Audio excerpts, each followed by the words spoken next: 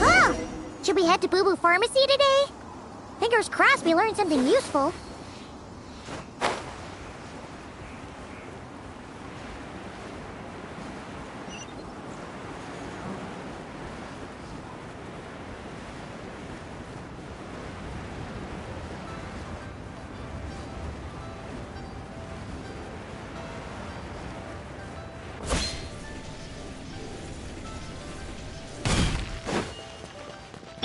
Rest and rebuild!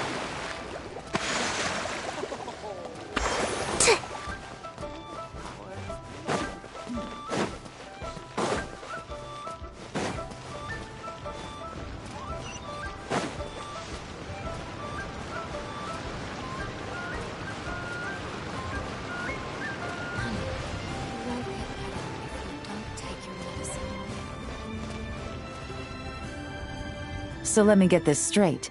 The patient disappeared right as you were delivering the medicine. I know it's hard to believe, but that's exactly what happened. It's true. 1 minute she was there, and the next she was nowhere to be seen. Hey, it's Yelan! Fancy seeing you here! Oh, is this a bad time? Not at all. Just a small roadblock in the case I'm working. Ningguang asked me to investigate a patient named Lu Shangshang. If you're here to find her too, then you're out of luck, I'm afraid. She went missing this morning. What? According to Dr. Baiju, the patient vanished right under his nose. But it just seems like that should be impossible. There 1 second and gone the next? Pretty sure Xiao can do something like that. Then you're suggesting this Lu Shangshang is the vigilant Yaksha in disguise? Or some other adeptus? Guess not. But this is so weird. How can a living person just vanish into thin air? Unless Linny decided to take his act to Liyue? Who is this Linny you speak of? He's... Oh, never mind. Paimon's just grasping at straws. Let's set aside the how for now, and focus more on the where. You mentioned this patient has a strong obsession with achieving fame and recognition? Yes. She kept talking about becoming a renowned archaeologist and making a name for herself. So, are we looking for a place where it's super easy to become famous? I think we should check out the Xiao Lantern crafting stalls. Because it's easy to become famous by making Xiao lanterns? Not exactly. When the people of Liyue need a solution to a problem, their first thought would be to pray to the gods and the Adepti. If her wish is to become famous, she might write it on a Xiao lantern in the hopes that the fabled White Horse Adeptus might make it come true. That certainly sounds probable. Turns out, the White Horse Adeptus might be a lot closer to home than she thinks. What was that? Nothing! Let's go check out those stalls!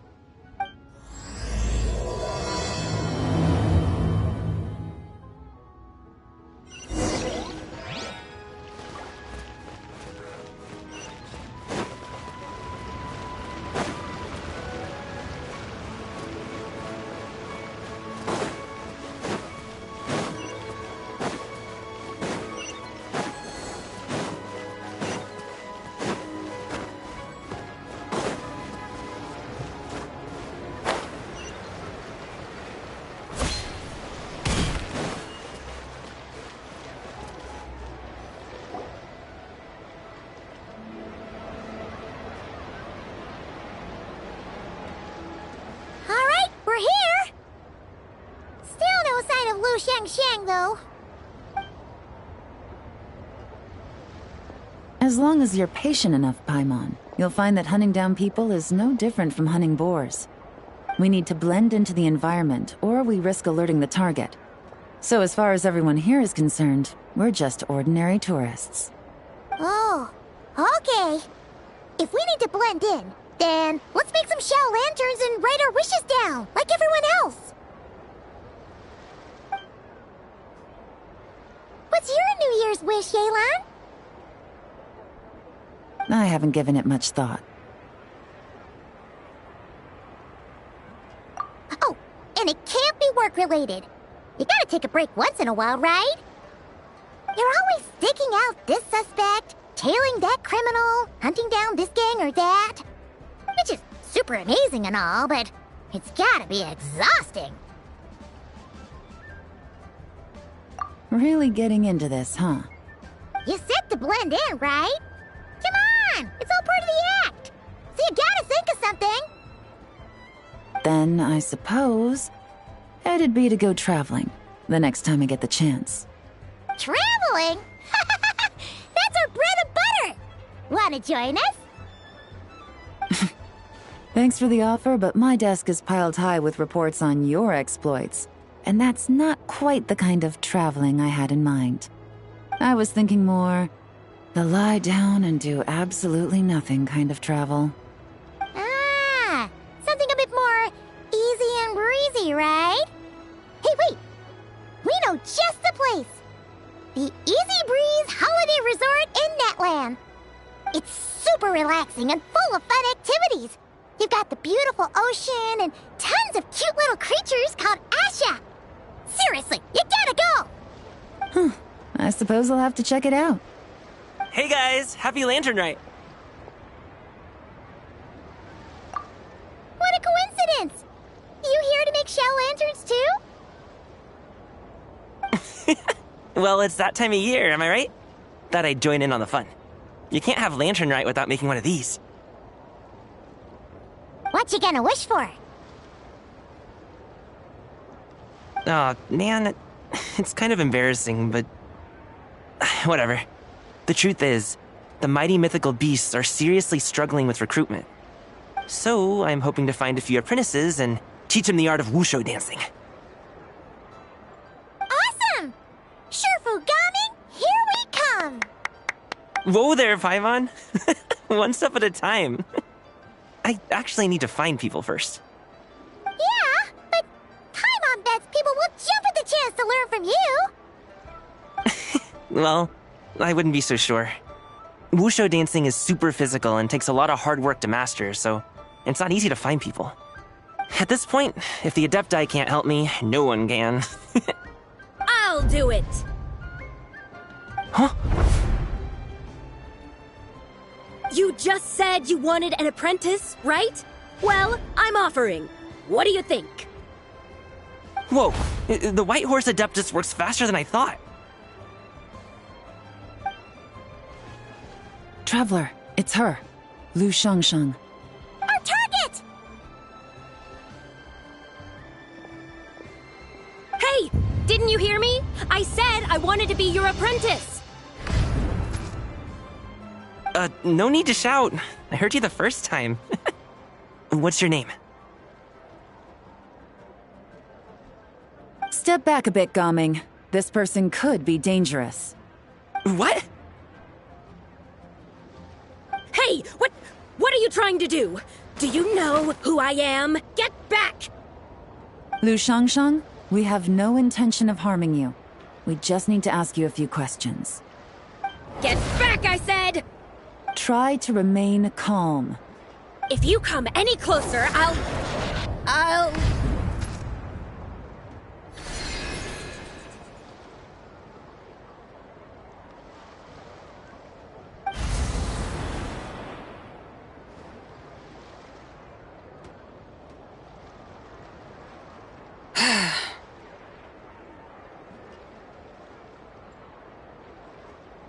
Little wisp of a being. How are you able to see me? So what if I am? Leave at once!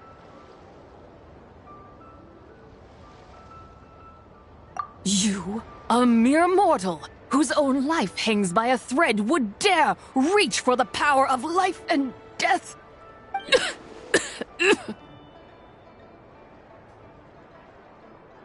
Unless you wish to be condemned to eternal damnation, You would do well to abandon this foolish endeavor. I shall speak on this no further. Don't come any closer. How did I get here? Who are you people? Playing dumb, are we? Save it. We know you attacked those people at One Min Restaurant. What? No, I would never. You must be mistaking me for someone else. You don't remember. Of course not. How could I do such a thing? What about the photo you took near Chuang Terrace? What photo? What's going on? It's like she lost her memory or something. Well, this complicates things. I'll take her back for questioning and let you know what I find. Take her away. But I didn't do anything! I swear! That's weird. She seems so normal now, but she doesn't remember anything. This is just great. An apprentice falls right into my lap and now she's gone! Don't worry, Gaming. This is a special case. I'm sure you'll find one soon. Unless you're gonna pony up and offer a real solution, Paimon, I don't want to hear it. Gaming? What's up with... I'm done here. I'm gonna go find an apprentice, and I won't take no for an answer. Gaming, wait! Is it just Paimon, or was Gaming acting super weird just now? What? How do you know? Whoa! So you saw the second deadly self? And you think she moved from Lu Xiangxiang to Gaming? Uh-oh. Then we better find him before something bad happens! Let's go!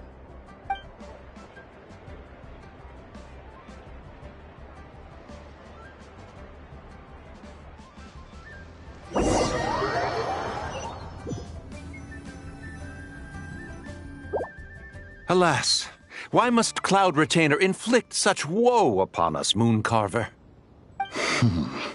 By the order of Rex Lapis, we were supposed to make haste to the harbor to stand watch. Yet we arrived late, for you, in your inscrutable wisdom, chose that very moment to tend the mint. It is no wonder Cloud Retainer banished us to the wilderness in anger. A pity only that I, blameless as I am, was made to share in the punishment. Blameless indeed. You speak as if it was not you who decided to plant all that mint in the first place. Yet now, in its wretched state, overrun by blight and vermin, you would turn away? Utterly heartless, I say. Were I truly that heartless, would I have rescued those seedlings from this desolate wasteland, granting them haven in your hallowed garden? Alas, if blame must be laid, let it fall upon Cloud Retainer for failing to recognize the virtue of our plight. Ah, at last a sentiment with which I can agree. If ever Cloud Retainer is away, we should steal into her abode and plant a veritable field of mint. A tempting little ruse, is it not?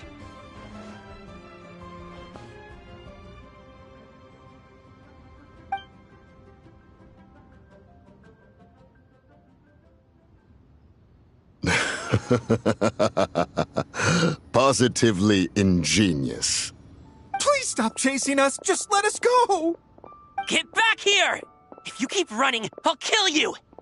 Please, we don't know anything about wushu dancing. Just leave us alone. What? You think I'm not good enough to teach you? Just agree to be my apprentices, and then we can talk. That child looks somewhat familiar. Ah, it appears to be the wushu dancer from Liyue Harbor. I have seen him perform on occasion. Come, let us take a closer look. Has trouble befallen you, young one? Perhaps we can offer aid. Oh, thank the gods. Please, sir, you have to help us. This guy's trying to force us to become his Wusho dancing apprentices, and he won't take no for an answer! Oh, so it is you who require aid, not the other way around. Get out of the way, old man! This is between us. Preposterous. You dare to presume we are of a mature age? Listen here, brazen youth. Skilled you may be in the art of dance, yet your offstage demeanor leaves much to be desired. Hold on, Mountain Shaper. Something is amiss. Look closer. Huh. Indeed, he bears the mark of something unclean. It spells trouble. You there, depart at once. Hey! You drove off my recruits, old man! You'll just have to take their place, even if you're a bit on the decrepit side. Many years it has been since a being has dared speak to us in such a manner. Now let us see what evildoer has sought to use you as its puppet, young one. You two, you're Adepti! Does that strike fear in your soul? Whoa! Two Adepti recruits just fall right into my lap? That white horse sure knows how to grant a wish. Coming! Slow down! Wait for us! Jeez, take a hint, will you? I told you to stop following me! Traveler, Paimon, keep your distance from this youth.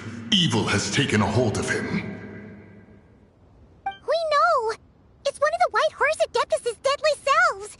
She's possessing Gaming! The White Horse Adeptus' deadly selves? Could it be that Rex Lapis called us to Liyue Harbor for this very reason? Hey! What are you two whispering about over there? Who's gonna be first apprentice and who's gonna be second? It doesn't matter! I'm not the kind of Sufu who plays favorites. Insolent spirit! Be gone from this child at once!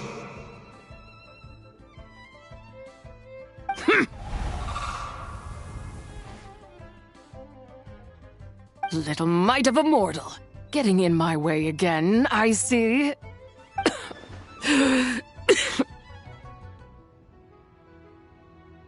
That is no concern of yours. No. Only by doing it myself will I find peace. Otherwise, rage will consume me. If I lose control, all will turn to dust. The curse of time. The memories this body holds. Come no closer! This is your final warning! Insolent spirit! Be gone from this child at once! Huh? Traveler and Paimon? And two Adepti? Where are we? Weren't we just making Xiao lanterns in the harbor? Gaming! You're back! Ah! The sun is most scorching. Agitation stirs within me. I require cooling mint to beat this heat. And speaking of, Cloud Retainer has scorned this verdant wonder long enough. It is time for her to feel its wrath. The wrath of mint! Mountain Shaper, where are you going? Oh no! Now Mountain Shaper's acting weird! Oh, you don't think it's spread to him, do you? Spread to him? Quickly now, explain to me what has been happening.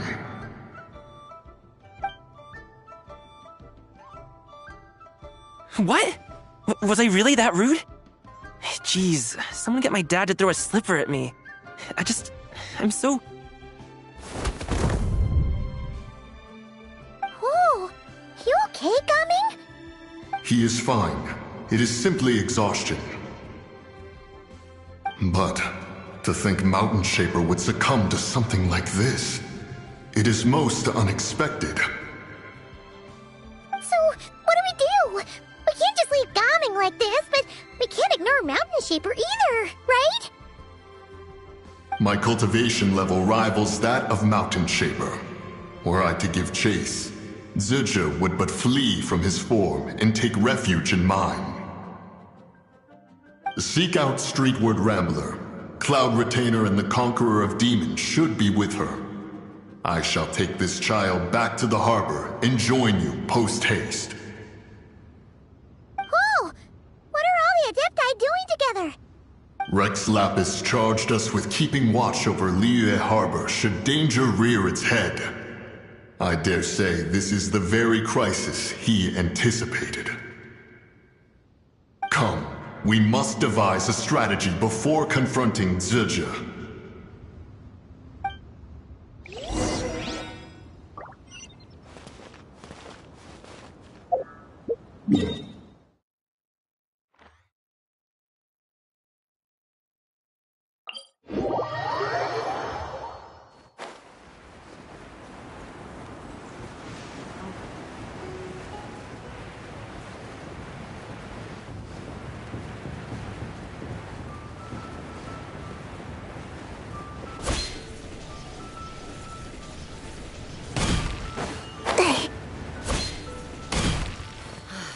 Allow me!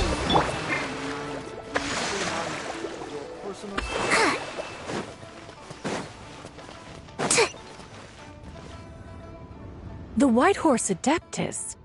You mean the mysterious white mare that aided Rex Lapis during the Archon War? Even if it's not her, there must be some connection. She always avoided us back then, and I never knew why. Rex Lapis's recent trip seems to be related to this person as well. Xianyun! Madam Ping! Xiao! Great! You're out here! Ah, Traveler. It has been quite some time. Oh, happy Lantern Rite, Paimon. You're as lively as I remember. I trust things have been well. Sorry, Madam Ping. No time to catch up. Something terrible has happened. What is it? Has Mountain Shaper gotten himself into trouble? Mooncarver is here with you, but he is not.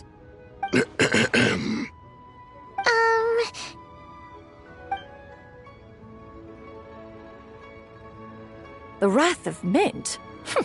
That old fool dares to utter such nonsense behind one's back. Yeah, that's not really our biggest concern here.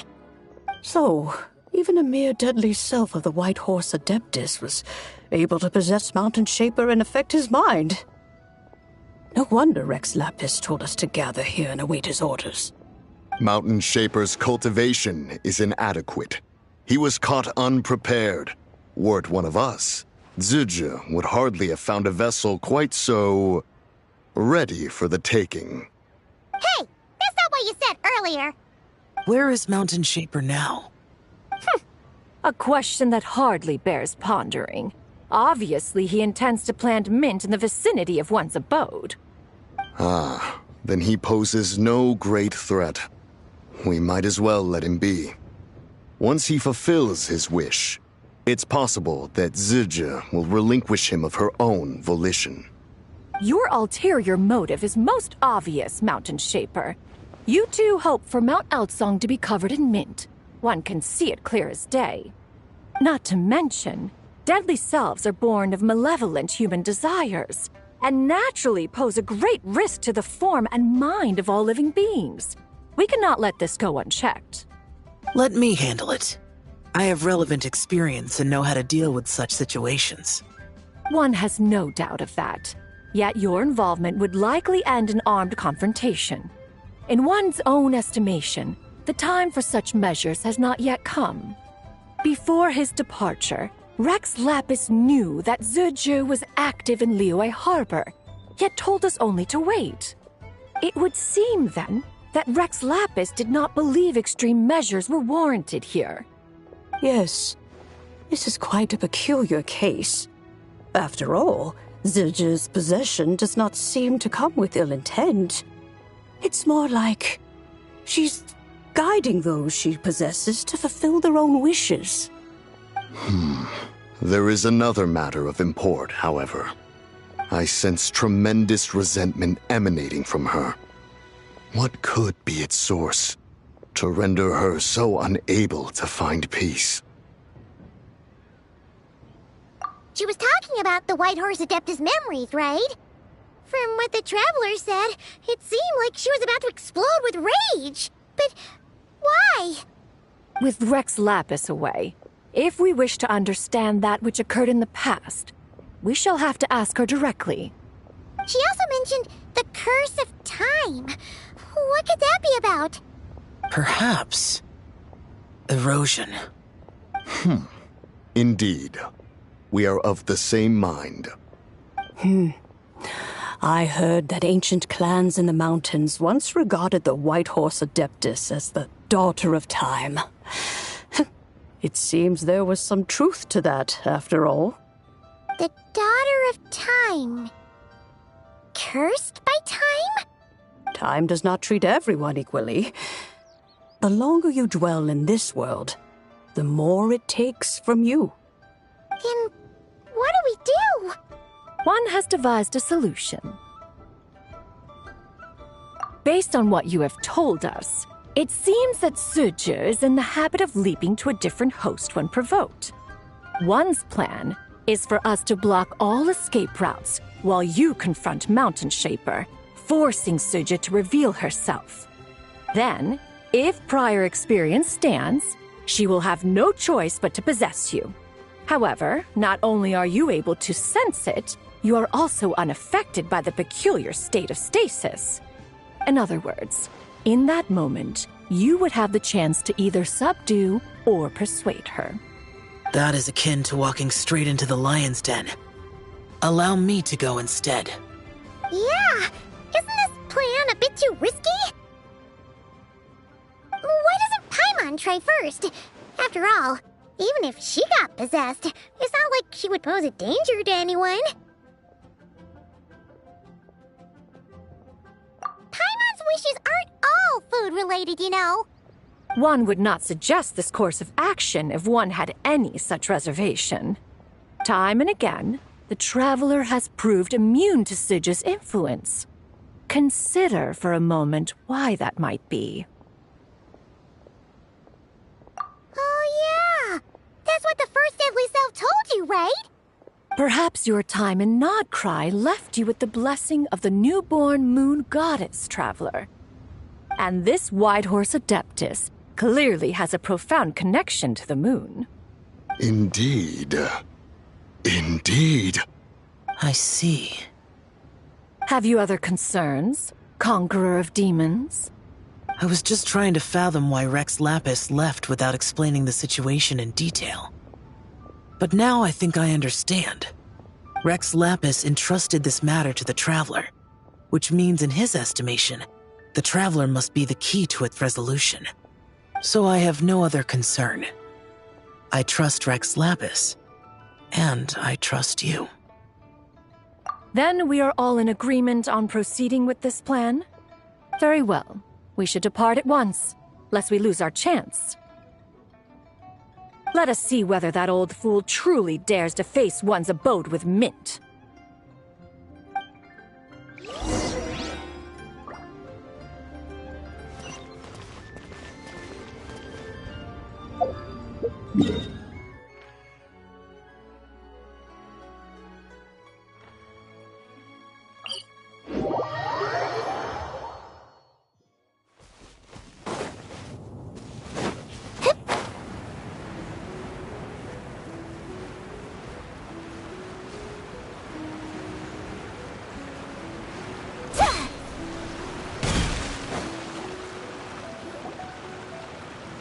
One mint, 2 mint, let us plant a whole slew of mint!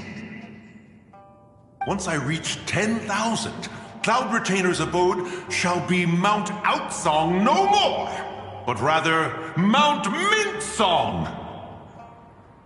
Oh, to behold the look on her face when she is confronted with such verdant splendor!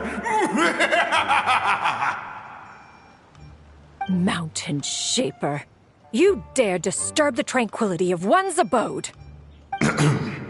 Do not take personal offense, Cloud Retainer. He is not in control of his faculties. Exactly. Let it go this once. Zidja is the one driving him to do this. Huh? But Zidja just helps people fulfill their own wishes and desires. Not now, Paimon. Oops. Sorry, Mountain Shaper.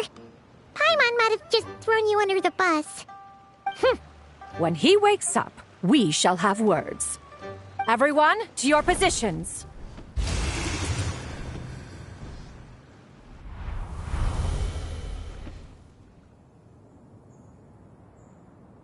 Be careful. A pest?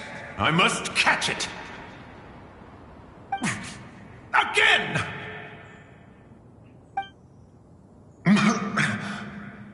Oh, young one, it is you! Don't tell me. Cloud Retainer sent you? Ha! Such brazen insolence!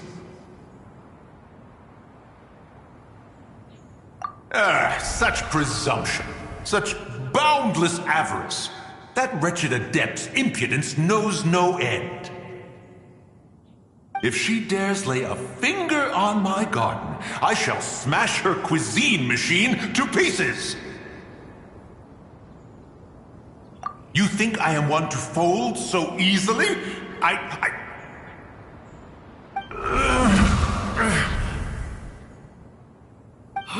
Insolent mortal! Time and again, you interfere in that which is beyond you. You make it exceedingly difficult to contain my rage. You have no conception of that which you seek. It is forbidden! You know nothing of my past. My warning was given. The cost entwined with this is beyond what you can bear. Stubborn mortal! You... Very well. If death is what you seek, who am I not to oblige? Come, let us see the extent of your resolve. Your wish is to behold the curse of time and the memories of this form? Then, let it be granted.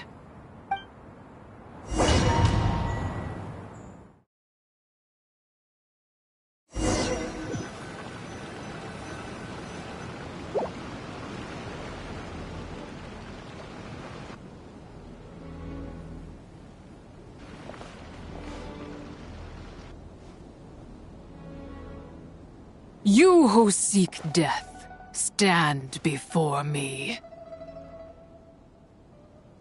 My prison. I was merely a trace of impure energy within Zapai's immortal body. When her soul was shattered, it should have been the end of me. But then, the one who governs time descended from on high and froze the moment of her death. And so, I remain in this world, unable to find release. A mortal who knows of her existence and would dare to speak her name. Who are you?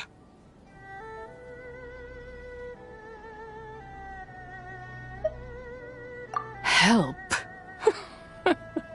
No. There is nothing we can do for each other. Her power, the one who governs time, it has surrounded me ever since. A blessing and a prison, all at once. No, I have been asleep in this prison for countless years, until a familiar presence woke me. Then, through that mortal girl's eyes, I saw it. As pure and bright as ever, unchanged across the millennia. It was the moon. That place is called Chuang Terrace. Did later generations rebuild the altar in a new location? It looks just like the one used to honor Tsupai. Could it be that traces of what happened back then still remain in this world? That memory is embedded deep within the essence of Tsubai's soul. It is one that should have been forgotten. Yet, it is precisely that which haunts my every waking moment, fuels my rage, and denies me a modicum of peace. Now you, a mere mortal, come to seek that which is forbidden. So, let us see whether the fire that fuels your ambition is a hero's wisdom or a fool's courage. I shall relinquish control over this body's curse and let it devour everything within sight. Run as fast as you can, lest this prison become your grave. Look, it draws near. The river of time, come to sweep all into oblivion. A torrent of tears for the dead and departed. I shall wait for you at the end, mortal. Evade being swept up in its waters, and I will show you everything. Fail, and we shall sink into oblivion together.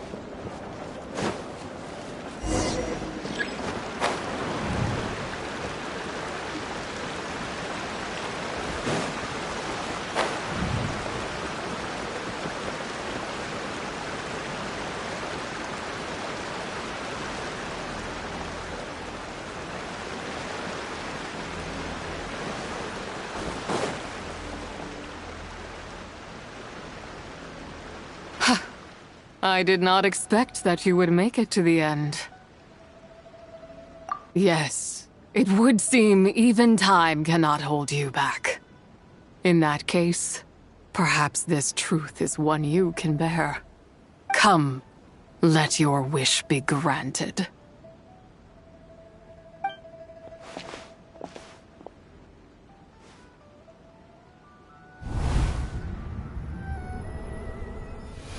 Under moon eternal, in radiant night, a maiden grants silk, soft and light. Under moon iridescent, in night divine, a maiden grants fiber for cloth so fine. Under moon of the frost, in night so great, a maiden grants tools to divine our fate. What are Mom and Dad doing? Shh, just make a wish. The kind Adeptus on the moon is listening.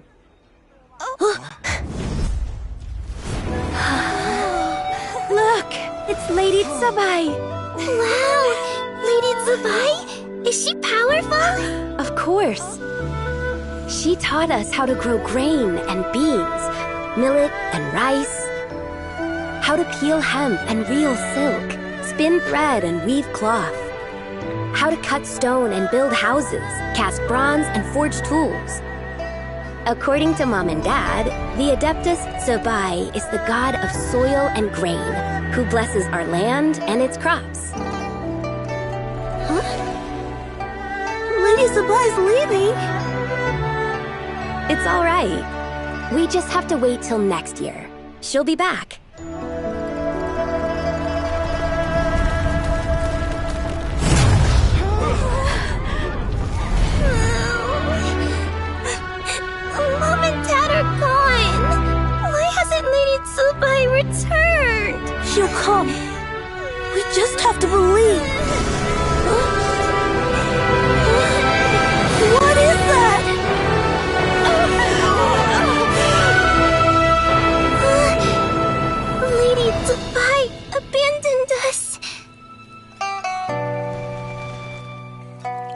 All places tainted by the abyss need to be purified. That includes Long Gone. And what of its people? You know what will happen. You are but an emissary to the mortal realm. This is Heaven's will. There is no need for guilt, and no place for hope. I wouldn't dare. But the people of Langan honor me, worship me, pray to me. If I do not answer, the guilt will be too much to bear. And if you do, you will meet the same end.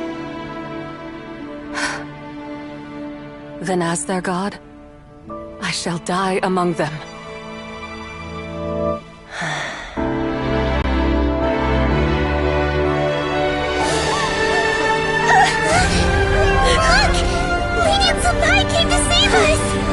I knew she wouldn't abandon us! Run!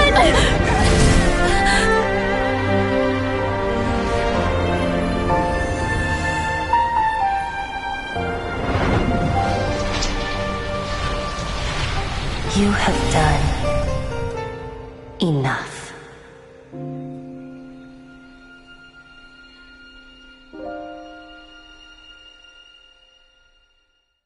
Now you know the truth. These are the memories that suffocate me where I stand and crush me under their weight. Not just my nation, but the people I loved. Were it within my power, I would ignite a blaze fierce enough to burn a hole through the heavens themselves. It was a time of war, one that ravaged heaven and earth. Remnants of the battles tainted with cursed power fell from on high and devastated Langan. The heavens decreed that the tainted filth had to be cleansed. No matter the cost, if I just had more time, I could have helped more people to escape. But it wasn't enough! I just needed a bit more, and they all could have survived.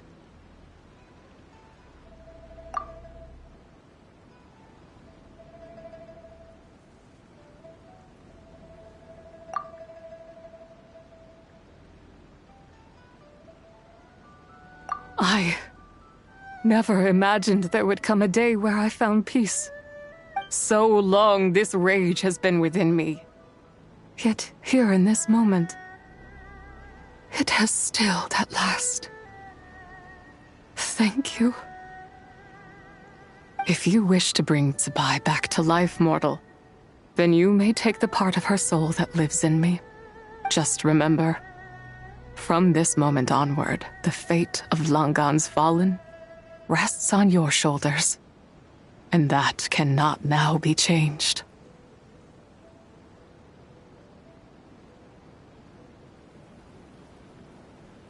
As I said before, I am but a remnant of Tsubai's adeptal form, a manifestation of her wrath that was not meant to linger in this world. By taking away this fragment of her soul, you take away my shackles as well. So, let it be done.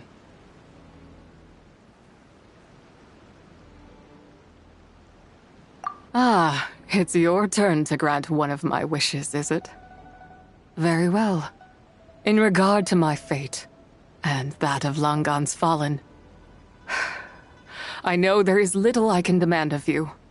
However, should another raise a war banner against the heavens someday, let my name be set upon its cloth. I ask for this, and nothing more. Now, take what you came for. I was a lone moon, shrouded and dimmed in cloud-veiled night. Now darkness breaks, free and unburdened. I reclaim my light.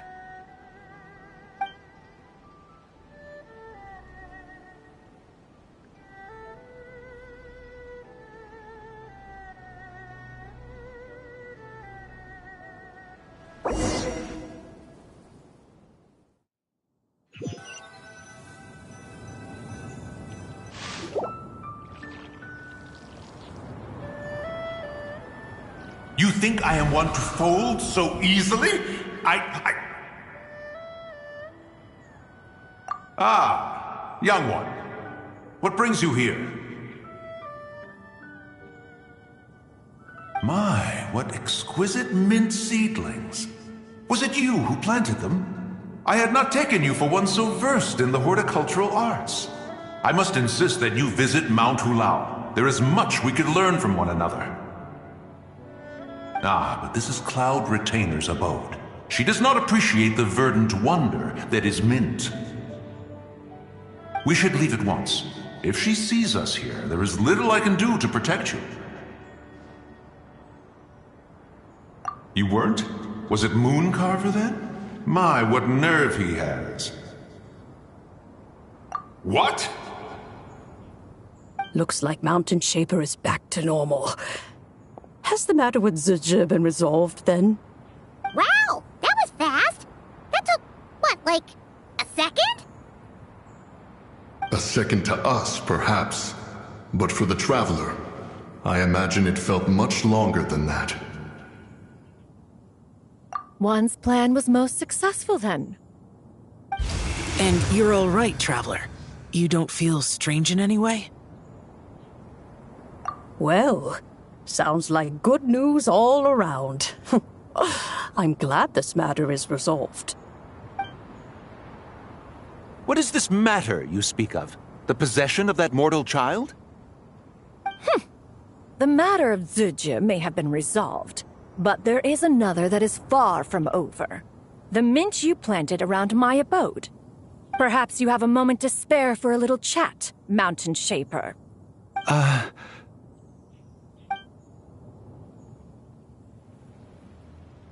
You seem reluctant to talk in detail about what happened with Zizhi.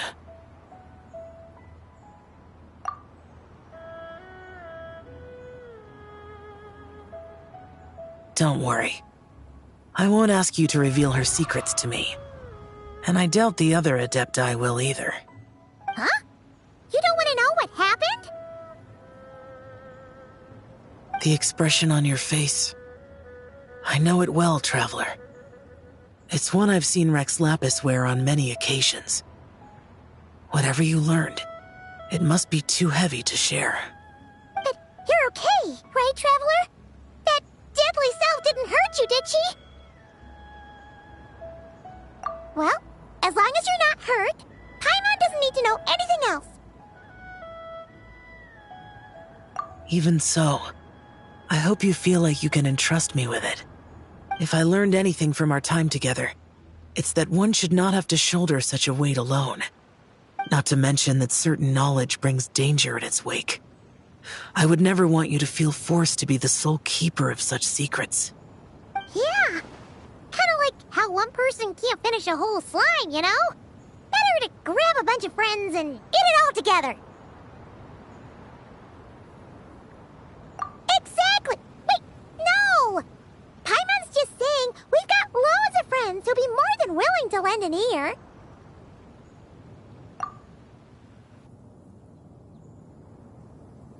I never knew there was such a tragic chapter in the ancient past of this land. So, the people of that nation worship the White Horse Adeptus as the god of soil and grain. It would seem, then, that Rex Lapis had a similar reason for withholding the details of his recent trip. I've often wondered if he had companions to stand by him before we met. Or if he was forced to face things alone. Regardless, Lantern Rite takes place in 2 days. Let's meet back up again there. If there's no news of Rex Lapis by then, we'll have to come up with a plan. Fingers crossed it all goes well.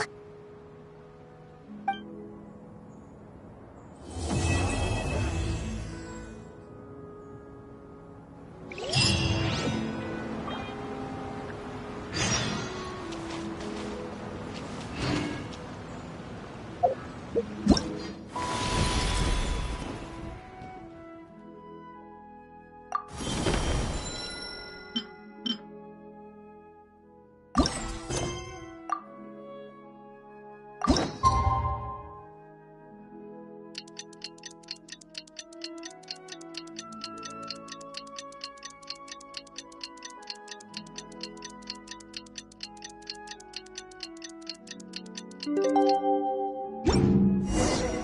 time to meet back up with Xiao. Let's head to Mount Outsong.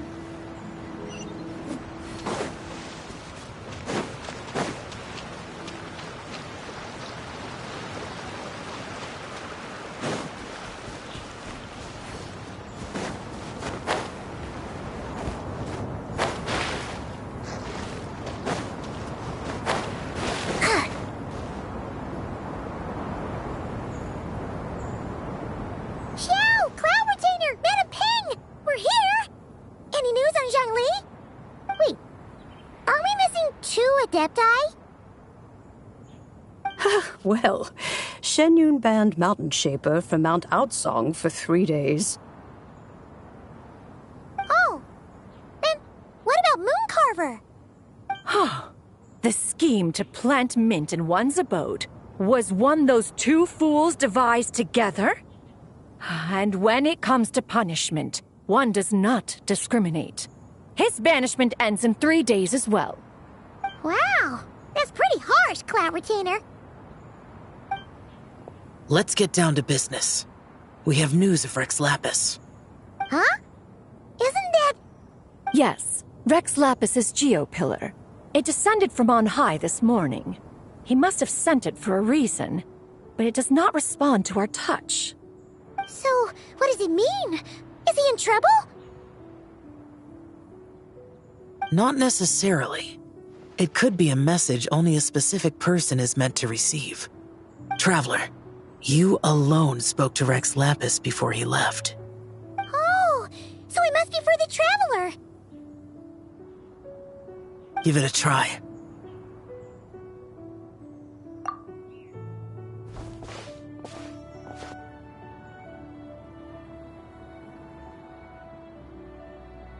Come to the spring on Mount Qingze. I have left an entrance for you.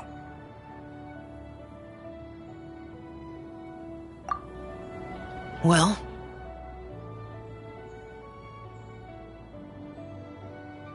Just as one surmised, it seems that Rex Lapis will not countenance our involvement in this matter.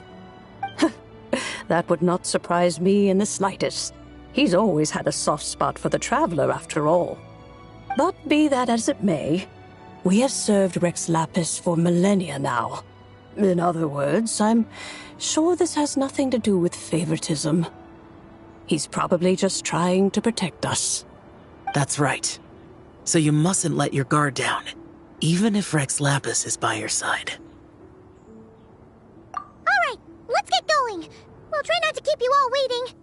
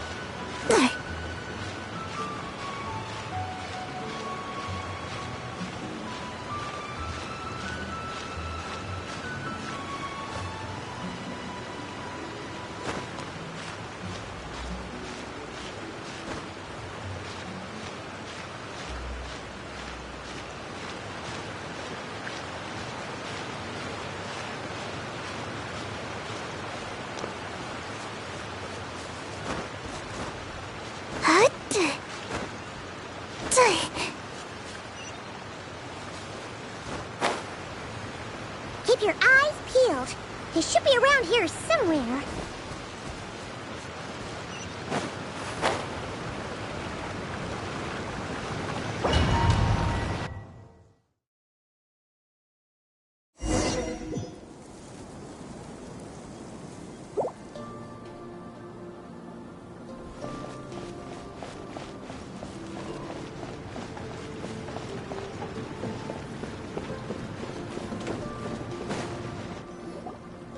Who could have imagined that the once mighty Geo Archon might end up so, sitting on a humble stool in the woods, quietly weaving moon lanterns? You really do look like an old man now. This is a Shao lantern, not a moon lantern. In ages past, when the gods waged war and the world was in turmoil, these lanterns were lit to guide fallen warriors back to their homes. Had you tarried in the mortal realm for but a little while longer, you might have become quite accustomed to them.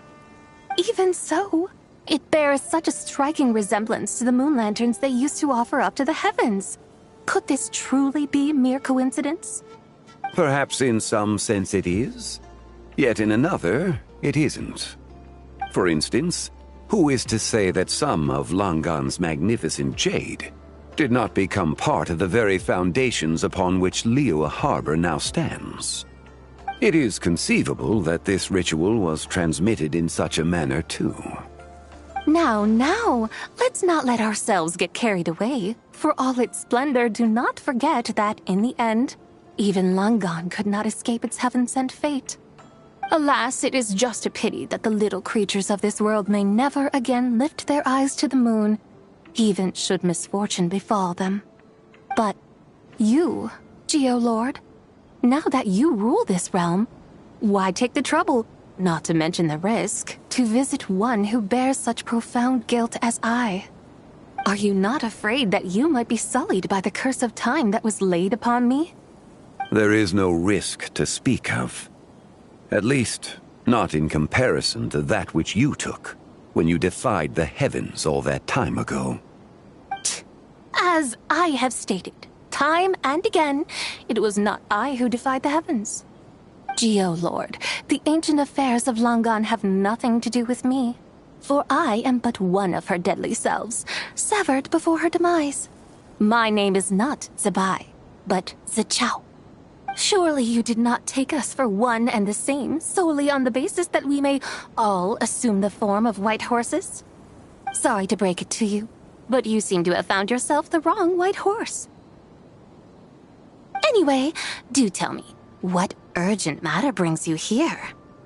Very well then. I have come to ask for Zebai's shade. Oh? So, the Geo-Lord has set his sights upon Zebai's human soul. And what is it that you intend to do with it? The world outside is changing. With the new moon's birth, the confines of the shadow moon are gradually disintegrating. In other words, the heavenly soul is set to return. Consequently, strange phenomena have manifested within Langan's former domain, leading to the earthly soul's reappearance as well. The last of the trio, the human soul, is in your possession. Most intriguing. My intention is to gather all three together, so that an old friend may finally make her return. I must admit, it seems that some remarkable affairs are coming to pass in the outside world. Yet there is one thing you seem to have overlooked, Lord of Geo. Back in the day, it was you that freed me from that painting. And afterwards, I took up arms in your name. Together we first subdued Chenyu Vale, then brought peace to Mount Qingse. It was for this cause that the contract between us was made. But now that the debt has been repaid, what cause have you to expect my aid? Zebai and I have long been friends. Given not only that you were manifested from a corrupt desire within her divine form, but that you also possess a fragment of her soul, how can you purport to be the wrong white horse? I think you'll find that we are now as separate and distinct as any two beings ever were. What once shone with radiant purity has long become dust. What you see is no longer what it was. Oh, great Lord of Geo. Should this still be unclear to you, I bid you take your leave. It seems that the fault lies in my own lack of consideration. As you wish. I shall let this matter rest. Wait! One moment, if you will. Should this not be your opportunity to propose a new contract? The part where you make me an offer I simply couldn't refuse? Even those puny mortals know how to haggle when striking their bargains. Should you, the famed god of contracts, not likewise strive for success through negotiation? Come now, enough with the posturing. It's time to name your price. Very well. I had, in truth, prepared a new contract for your consideration. I knew you would not come before me unprepared. Yet, you should know that I want for nothing, for I live in the mountains, carefree and untroubled. Occasionally, I even find sport in teasing the mortals who stumble into my presence. Then why persist in telling them those ancient stories? I speak of what transpired before the sky collapsed and the earth sank into itself. That is merely my way of passing the time. And what of it? Would any believe, much less remember, the ramblings of a mountain hermit? Those tales have long since spread throughout the mortal realm. Who?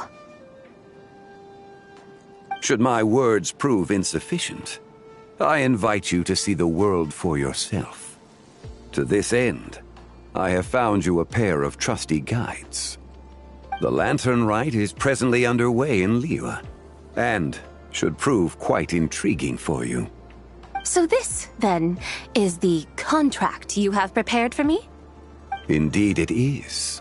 Think of it as a contract for a one-day festive excursion. Surely you do not hope to offer this in exchange for Tsubai's shade. The foundation of my very existence for a little excursion seems a little steep, wouldn't you say? Why not see for yourself? You can always decide afterwards. The final determination, of course, shall rest with you. Is that so? Then perhaps this deal might not be entirely off the table after all. Where then are these guides of which you speak? Hey, it's Xiangli! Oh, we've been looking for you everywhere.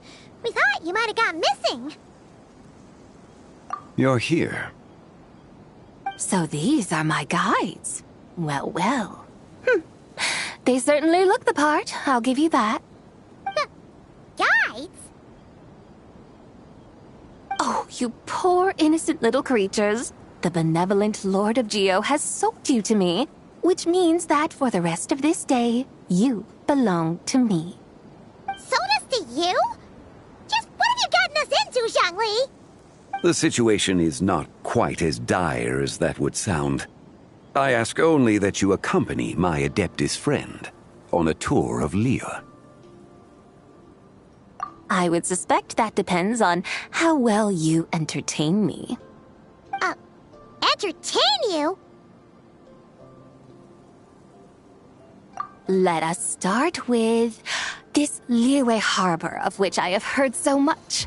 Nowhere is quite so fascinating as a place teeming with little mortals. How come this Adeptus sounds so different from what Paimon imagined? Okay, we'll take care of it. Get ready to find out why they call Paimon the best travel guide in all of Tibet. Look!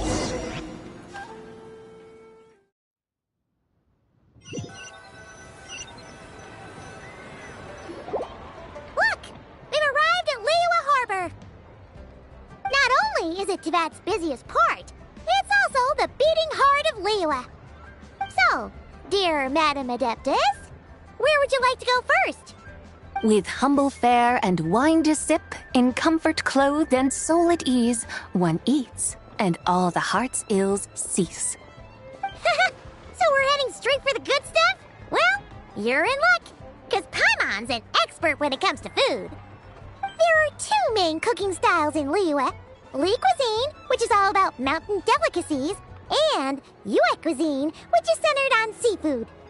The most famous restaurants are Liyue Pavilion and Shinyue Kiosk. Oh, now Paimon's starting to drool. Yes, our only option is to go try them both. 2 meals back to back. Both sound like excellent options to me. Are these the kind of establishments that most people might visit on a regular basis? Not exactly. Both Li Cuisine and Yue Cuisine are known for their pricey ingredients. Definitely not what you'd call the budget options. But don't you worry about that. Just think of it as Zhang Li's little treat.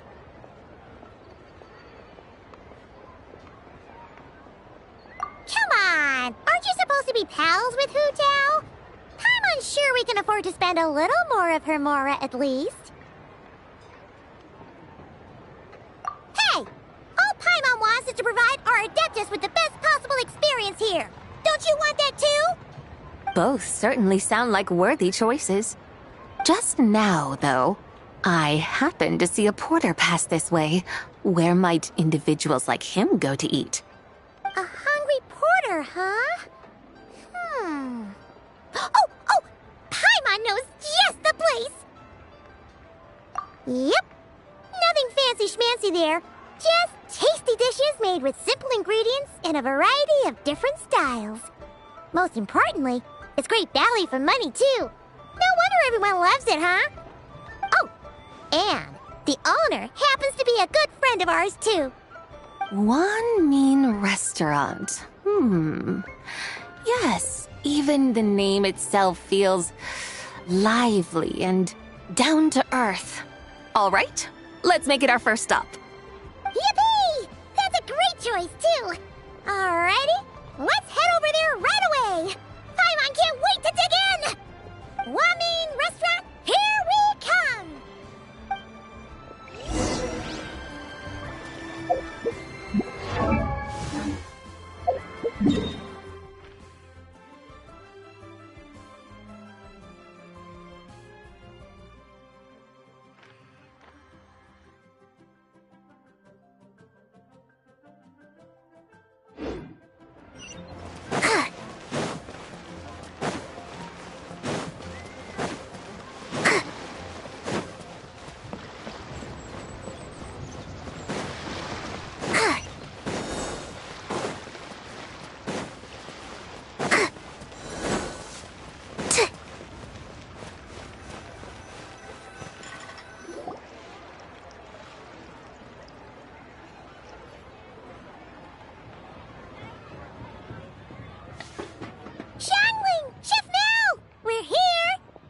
Oh, hello there. What a surprise to see you two. Welcome, welcome.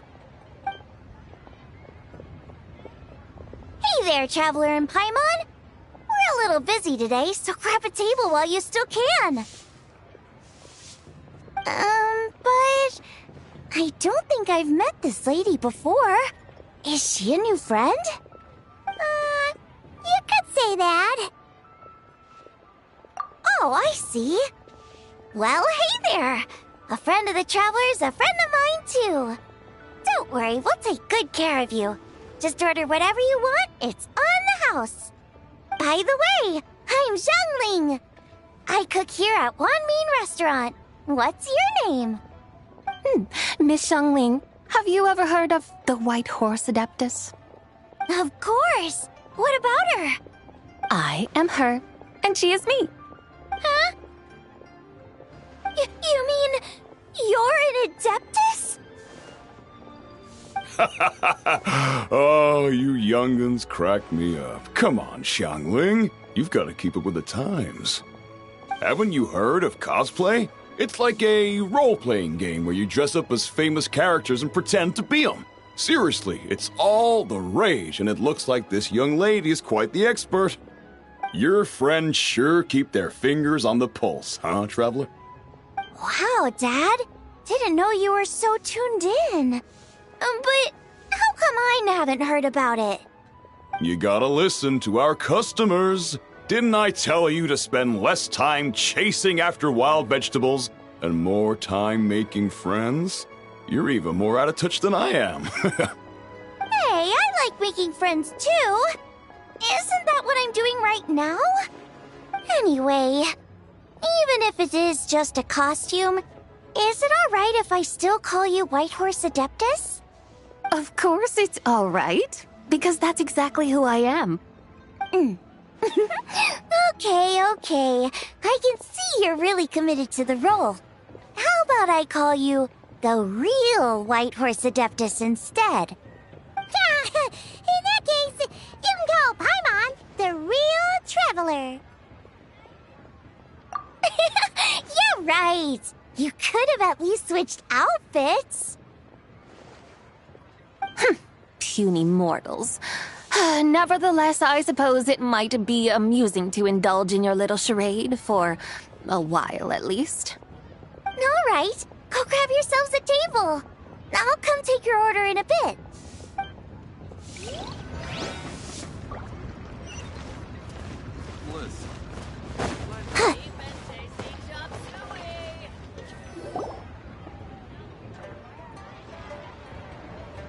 Hello. May I ask if Miss Xiongling and Chef Mao are here? Yeah, they're just over there. Wait a sec. Aren't you? So, what would you like to... You're... Hello, Miss Xiongling. It's me, Lu Xiongxiong, the one who broke some stuff here at your restaurant a few days ago. I just wanted you to know how sorry I am. I honestly don't know what came over me. Please, please forgive me. Oh, it's you. You really gave me a fright that day, young lady. You didn't actually get food poisoning from our black-back perch stew, right? Come on, Dad. She's come to say sorry. It's all right, Miss Lu. You must have been feeling a bit off that day. You're looking so much better now, though. Why don't you grab a table, too? This one's on the house. No, I couldn't possibly. Hey, it's totally okay. We all feel under the weather sometimes, especially when we're away from home. Go on, find yourself a... yikes. Looks like all the tables are taken. Wanna come sit with us? We've got an extra seat over here. Thanks, guys. So what would you like to eat today? Feel free to order anything you like. I should very much like to sample your renowned poisonous blackback perch stew. It wasn't poisoned. That was all on me. So that's one portion of blackback perch stew. How about you guys? Paimon wants... Sure thing! Looks like Paimon's having trouble making up her mind. Anyway, I guarantee you'll love it. Let me think. Well, since the blackback perch stew is on the spicier side, I guess it makes sense to balance it out with a serving of stir-fried shrimp. And since it's Lantern Rite season, you better try out the triple-layered consommé and come and get it too! Those are our seasonal specialties. As for the carbs, since we've got a full table, how about some right at home? Along with our special chili mince cornbread buns. Trust me, you won't be disappointed.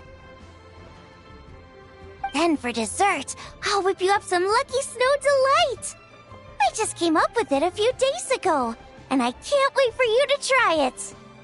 Wow! Sounds like quite the feast! Looks like Paimon's in luck today! Am I the only one who thinks that's way too much? Not at all. Don't worry, I know what I'm doing. And to top it all off, our star dish, Adeptus Temptation. You should know that we don't often serve this here at Wanmin Restaurant. But since this is my first time cooking for the White Horse Adeptus, I'm pulling out all the stops. Okie dokie, just sit back and relax. I'll have your dishes out in no time.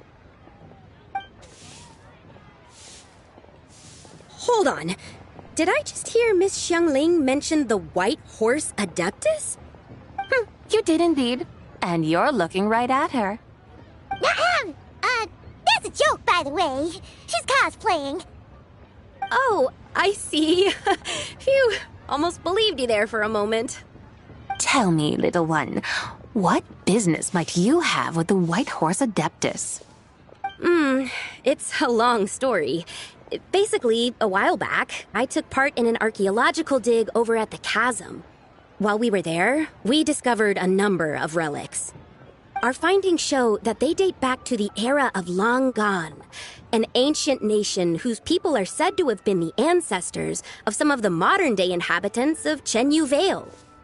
And why might such matters concern the White Horse Adeptus? Because some of those relics not only seem to contain textual references to her, but even depictions of what she looked like. There have long been legends claiming that the White Horse Adeptus was a deity of that era, but there are plenty of other theories out there too. If I could just locate some more detailed records, I'm sure we'd be able to find out so much more. So you're into history? Well, to tell you the truth, I actually joined the archaeological team by sheer accident. But once I'd started down this path, I knew that I wanted to make something of myself. Recently, though, things seem to have taken a turn for the worse. Still can't believe I caused such a mess and even ended up hurting someone. Oh, so you're considering becoming a martial artist now instead? No, I mean, they weren't seriously hurt. It was just a few scratches, and they let it go after my mother compensated them.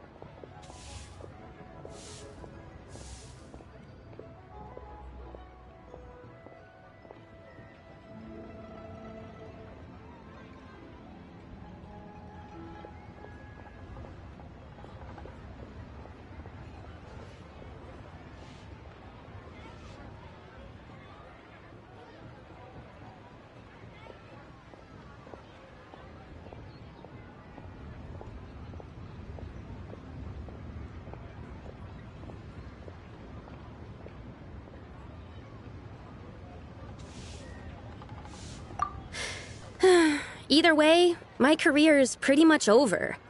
And even though both the victim and the Ministry of Civil Affairs say they won't be pursuing the matter any further, my father says he's going to punish me according to our family rules.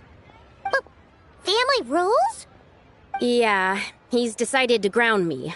I'll have to return to Chaoying Village after Lantern Rite, and goodness knows when I'll be allowed to leave again. Wow, that's harsh. Sounds like the kind of thing only rich, super traditional parents would do. We're not exactly rich, though. All we own are a few tea fields in Chaoying Village and a guest house in Liyue Harbor. A guest house? It isn't Baiju Guest House by any chance?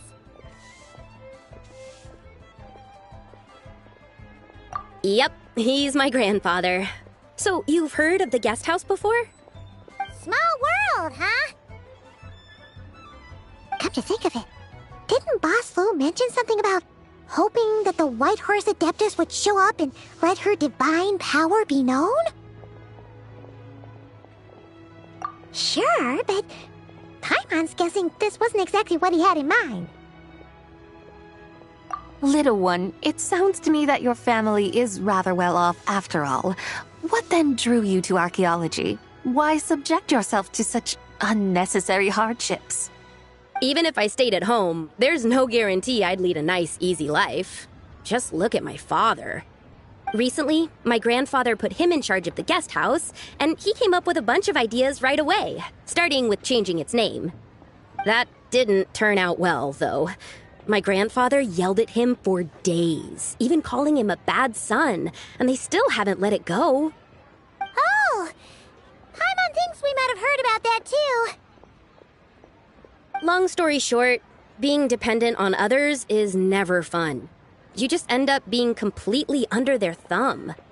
That's why I want to make it on my own out here, no matter how hard it is.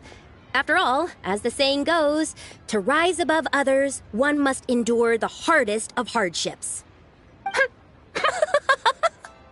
What's so funny about that? You poor, innocent little creatures never fail to amuse me. To think you would endure all manner of hardships in your brief time on this mortal plane, and all that merely to rise above others. I would have thought that the wiser path would be to simply roam this world as I do. Huh? Tell me, what is it that you truly delight in? Archaeology? Martial arts? Tea planting? Or perhaps the keeping of a guest house? What I delight in? Yes.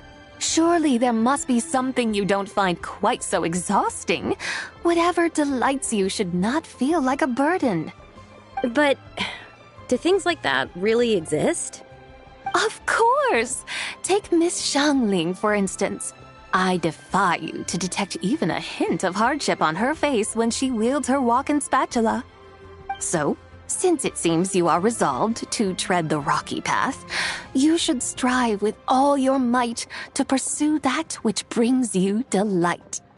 You mean, like cosplay? I suppose you might say that. Looks like the White Horse Adeptus is really getting into her role. I think I get what you mean then. Maybe I should have a chat with Miss Xiangling before I head home.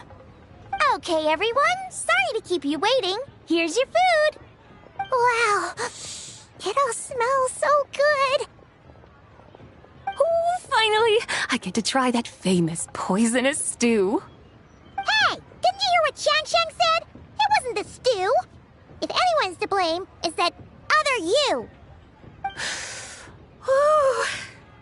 What's up? How fiercely this mortal fare burns upon the tongue!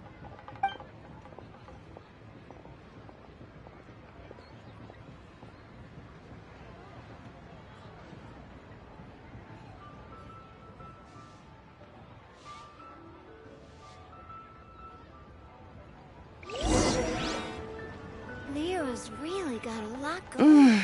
Most satisfying as poisonous stews go. So, where to now? Time, I think, to seek out some diversion? Oh, there's plenty of entertainment options in Liyue. Paimon will tell you that. The locals like to drink tea, walk their pets, play chess, watch operas, attend storytelling performances. Storytelling performances?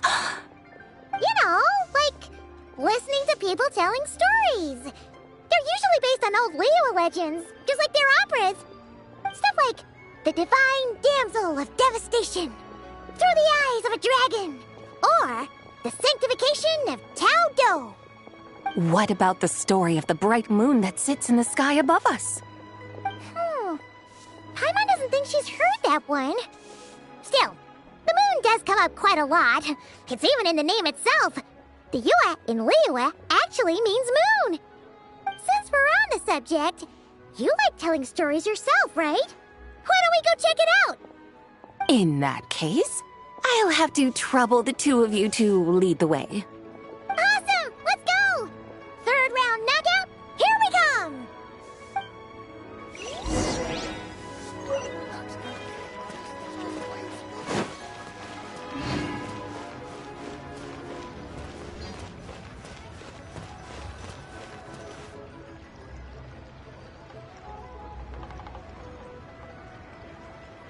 What a tongue twister!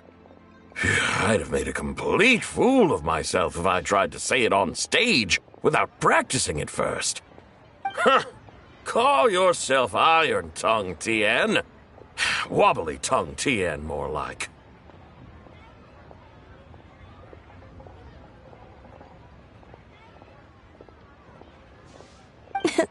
I used to have that problem a lot.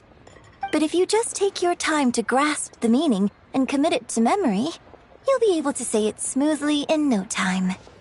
You're right, Miss Yoon. I'll give it another try.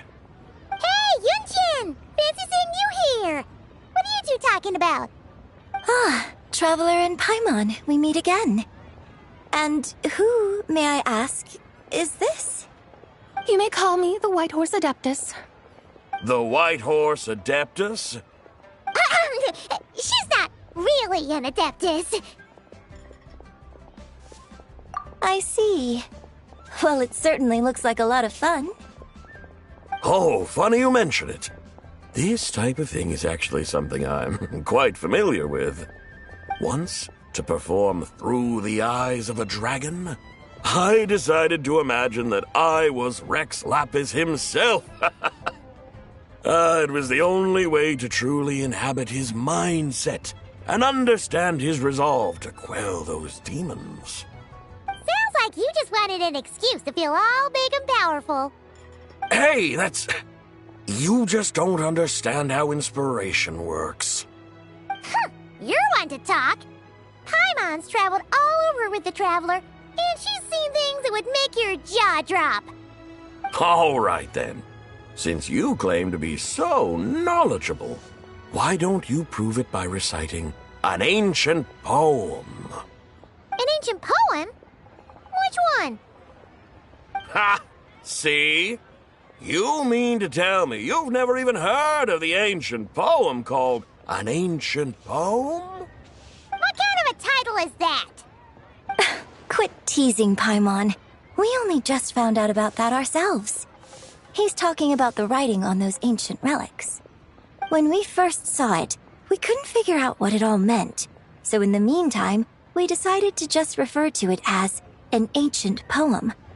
However, thanks to the painstaking work of the scholars who were tasked with decoding it, it seems like that's exactly what it was. Or rather, an ode offered in veneration of the moon and the White Horse Adeptus. Oh yeah! Didn't Kuching mention that before? It's got something to do with Longan, right? That is correct. The Ministry of Civil Affairs has issued a notice stating that, although it is true that the moon may disappear tonight, we should be in no danger. In other words, there's nothing to fear. But if you're worried, we can always take a leaf from the Book of the Ancients. By reciting this poem, I mean, and calling for the White Horse Adeptus' aid. If we do that, I'm certain she'll protect our moon and keep us safe. Oh, seriously? Paimon has to get a look at this. Under moon eternal, in radiant night, a maiden grants silk, soft and light? What in Tivat's that supposed to mean? Under moon iridescent, in night divine, blah blah blah, something cloth so fine. Something about fields being plowed, something else about seeds being sown from the earth. Seriously? What is this? The fields are plowed, the seeds are sown, and from the earth, life is grown. Whoa! You did that without even looking! Bravo! Bravo! We have an expert in our midst. Looks like this young lady really does know her role inside out. If I didn't know any better, I'd have taken her for the real deal. That's because I am the real deal. That's the spirit. This is exactly the kind of mindset I was talking about. Behold, mortals, I am none other than the indomitable Rex Lapis himself. Kneel before my godly splendor. Believe me, young lady, I know exactly why you do it. Back in the day, I was just like you. I must say you are rather amusing as mortals go. Miss White Horse Adeptus, it is a great pleasure to make your acquaintance today. I have some questions regarding the poem, and I was wondering, perhaps, if you might be able to shed some light on it? You want me to explain the full meaning of its verses? Your guidance would be much appreciated. Fascinating. Tell me, do all the people of Liyue still express such reverence for the ancient ways? Well, it's true that we hold a deep fondness for our history, but it is hardly our only pursuit. One of my good friends, for instance, is even more devoted to the modern Fontanian art of rock and roll. Exactly! And don't forget, great practitioners of the role-playing arts walk among us too. People like me and you, young lady. Yes. So rather than placing too much emphasis on our reverence for the ancient ways, it might be better to say that here in Liyue, 100 passions bloom, each with a voice of its own. I see. Then, I suppose it wouldn't do any harm for me to enlighten you. In truth, it is but a simple poem of blessings. Its meaning is this. As the eternal moon rises in the night sky, a maiden adorned with lustrous jade descends upon the earth. She blesses the kudzu vines and mulberry leaves so that they may be used to make coarse cloth that is nevertheless soft, light, and comfortable to wear. As the iridescent moon rises in the night sky, a maiden adorned with lustrous jade descends upon the earth. She blesses the kudzu vines and hemp so that they may be used to make fine, luxurious cloth. As the frost moon rises in the night sky, a maiden adorned with lustrous jade descends upon the earth. She blesses the mugwort and artemisia so that they may be perfect for divination. So she really did come down from the moon? She shows the people how to use the plow and spade to purge the land of weeds, till the soil, and heap up the earth to make it fertile. Then with the hoe, she teaches them to sow their grain, bestowing the promise of life upon every seed. She blesses the millet and the beans, ensuring that their stalks and vines stretch forth without end. She graces the wheat and the rice, so that their heavy heads are filled with plump, glistening grain. Sounds like she's a real pro at all this farming stuff.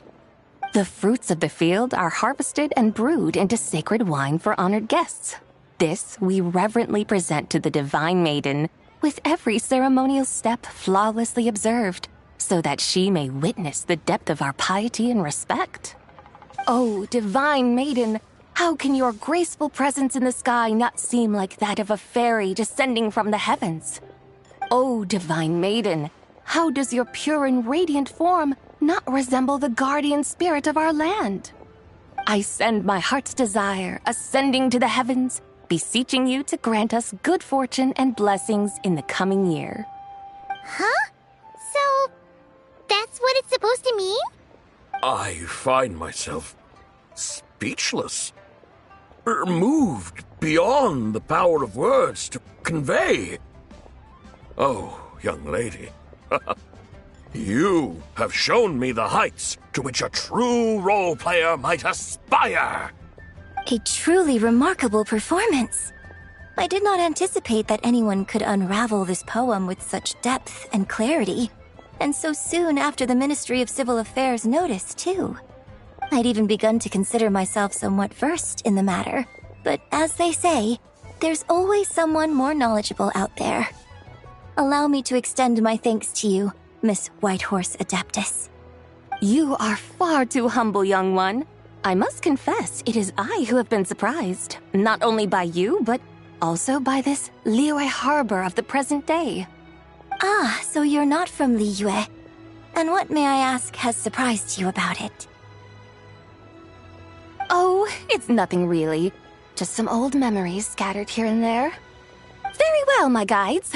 I suppose it is time we set forth on the next part of our excursion. I'd like to go see that wharf now. What say the two of you? No problem. We'll take you wherever you want. Oh, leaving so soon? Before you go, allow me to introduce myself. I am Yunjin, director of the Yunhan Opera Troupe. May I ask your name in return?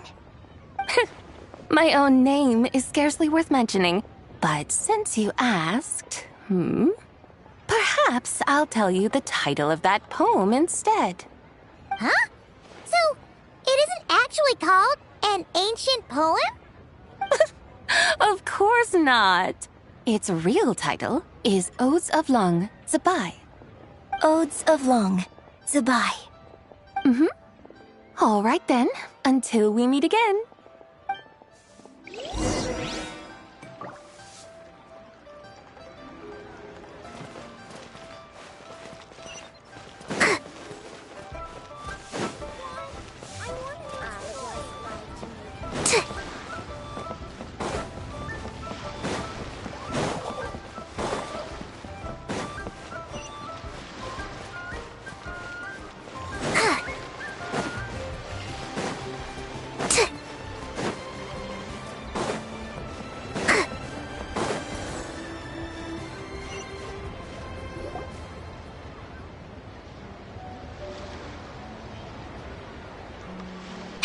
you! I almost forgot to mention.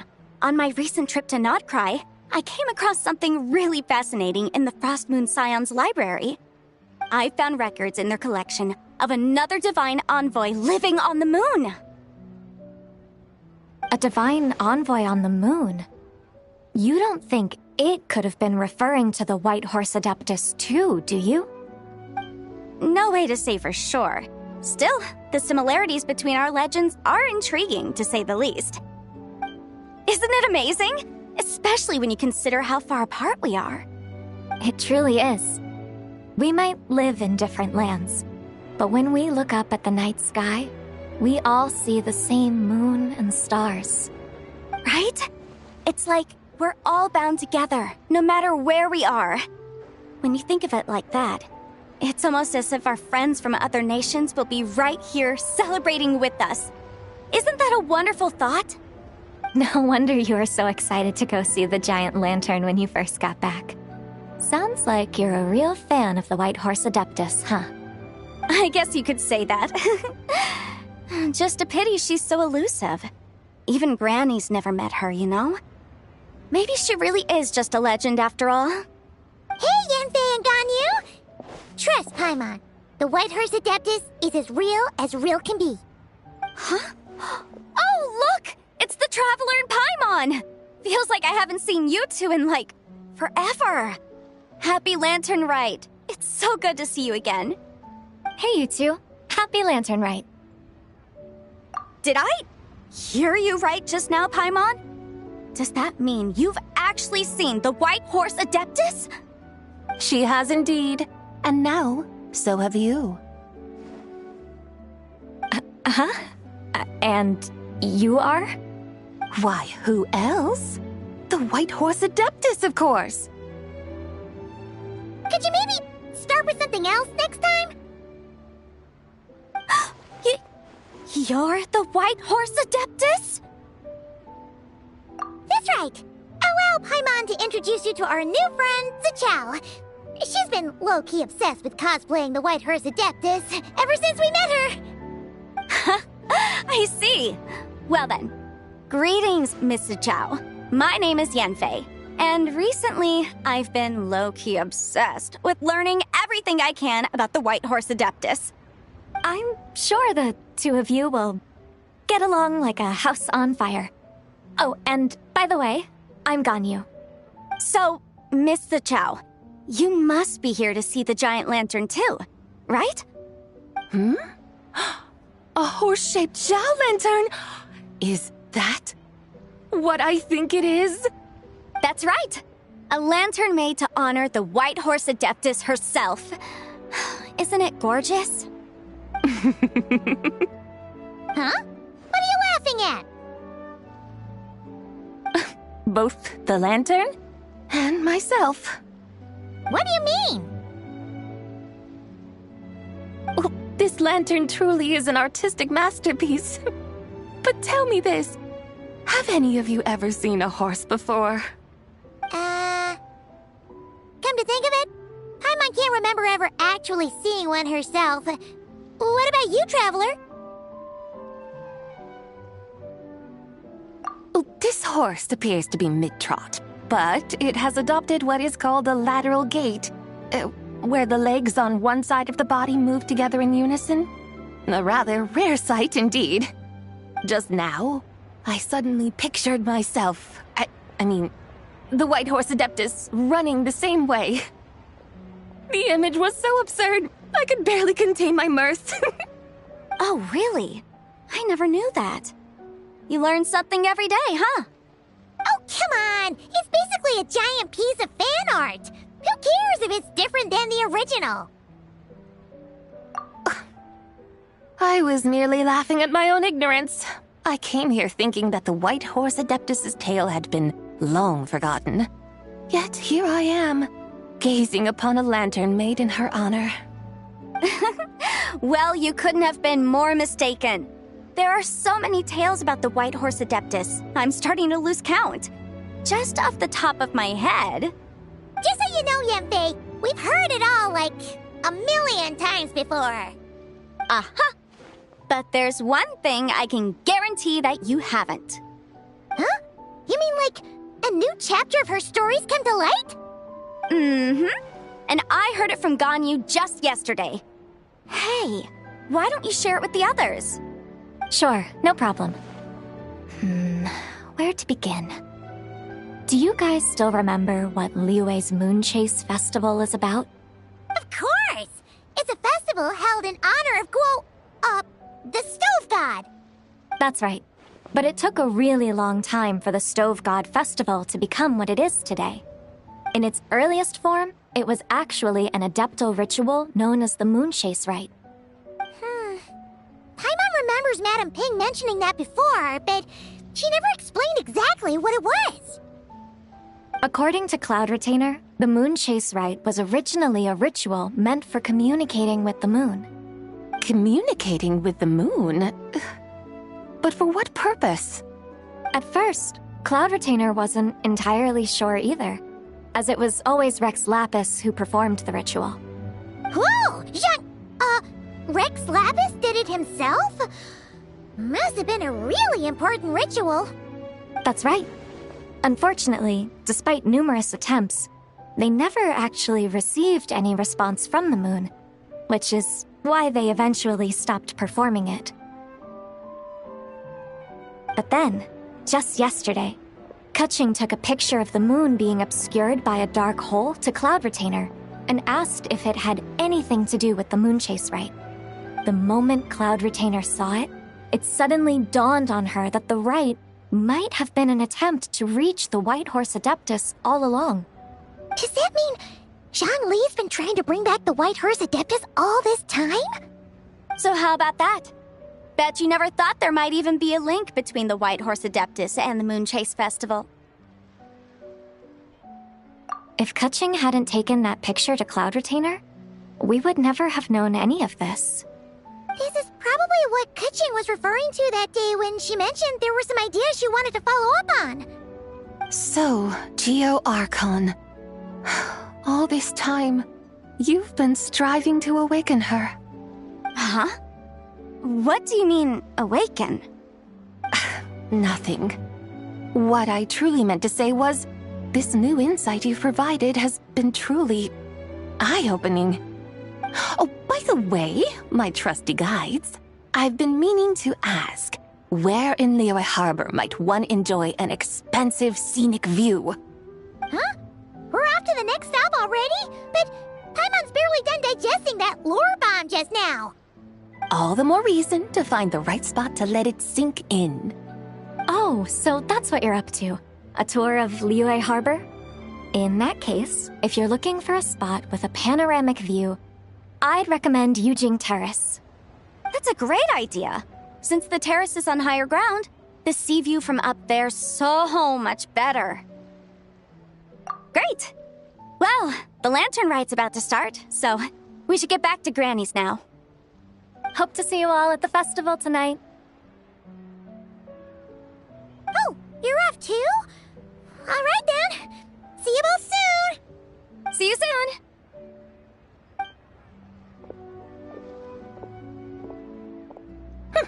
Very well, my guides. What are we waiting for? Okay, you're the boss. Yujing Terrace it is. After all, the customer's always right. Something else you needed to do? Oh, Paimon likes that idea. And what, may I ask, is a photo? It's this awesome invention that lets you record moments in the blink of an eye. Except, you've gotta try not to actually blink. Oh? What must I do in preparation then? Nothing. All you gotta do is choose a pose. The Traveler will handle everything else.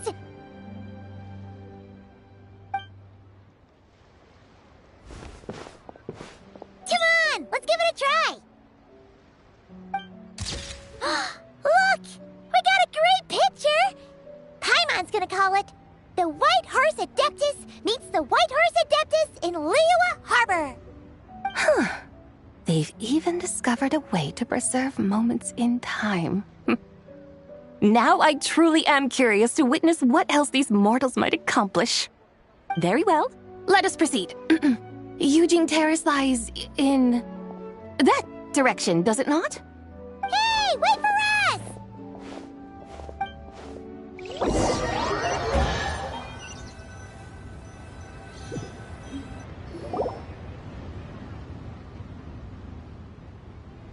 Truly a marvelous view if ever there was one.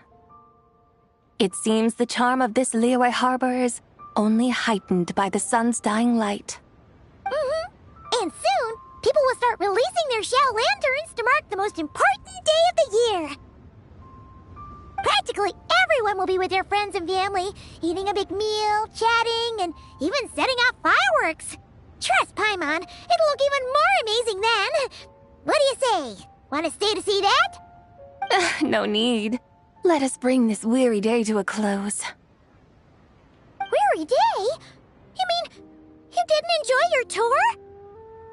I had imagined you would arrange for me to witness some grand spectacle. Perhaps the descent of divine beings, the manifestation of the sacred before mortal eyes, or the appearance of a selfless hero come to aid the helpless and downtrodden. Or, should that not come to pass, then at the very least spend a little more coin. For that, it seems, is how one finds true enjoyment. Alas, but there was none of these.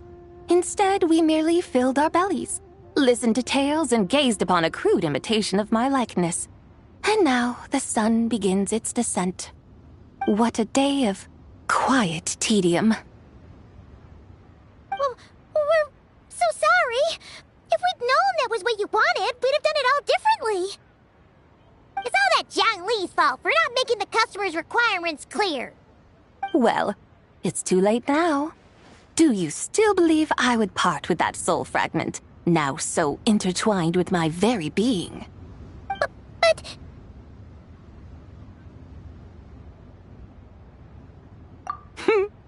I knew you were the more astute of the pair.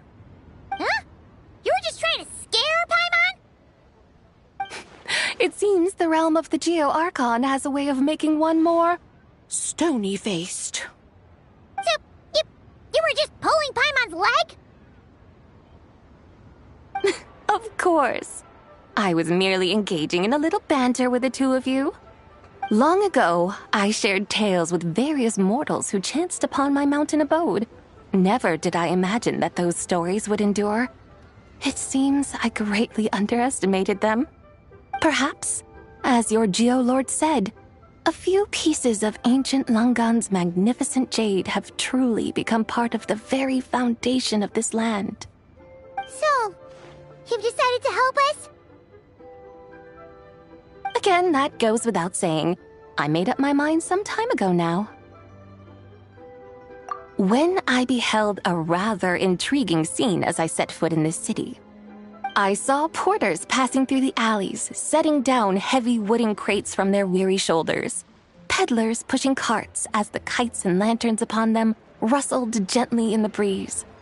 I saw cooks cooking, actors acting, scholars reading, soldiers marching, children playing, elders resting, officials officiating, and the common folk absorbed in this or that, reveling in the simple joys of life.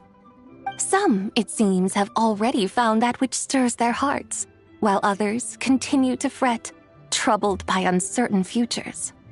Yet, in this gentle and serene order, each holds fast to their anticipation, not only for the celebrations to come, but also for the first light of the morrow. Scenes I once yearned to behold now unfold before me, no longer years on. How wondrous is this mortal realm. Thank you, Whitehorse Adeptus! Thank you so much! Adeptus, Adepti, perhaps the singular art in which we are truly proficient is that of sequestering ourselves within the high mountains. But once we leave our mountain refuge, we find ourselves drawn back to mortal ways all the same. So, it is I who should offer my thanks to the two of you. Traveler, Paimon, You have made this day more delightful than any I've known in a long, long time. Come now, and take what it is you need. You mean, like, right now?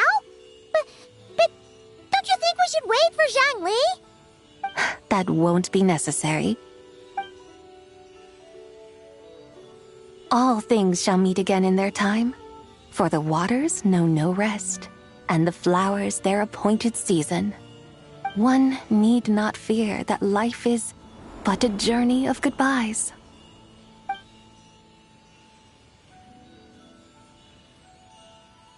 Is she gone?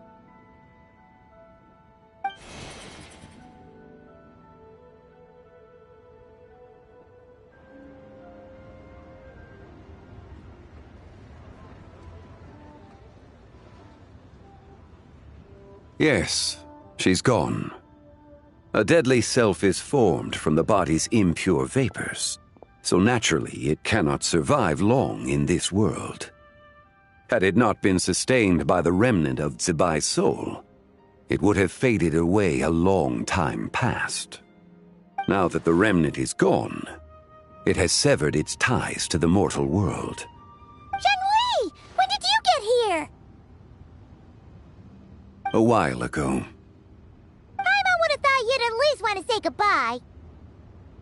Though mountains endure, the ceaseless waters will, at last, wear away their sharp edges. Thus must I meet the marks wrought upon her by the ruler of time with great caution.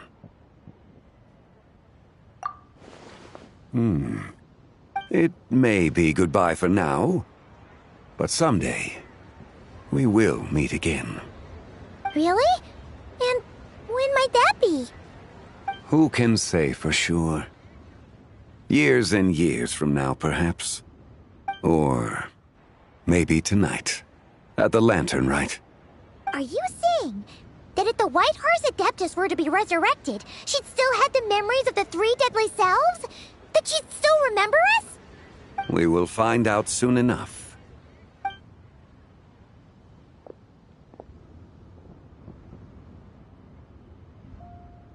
It is time. The rite is about to begin.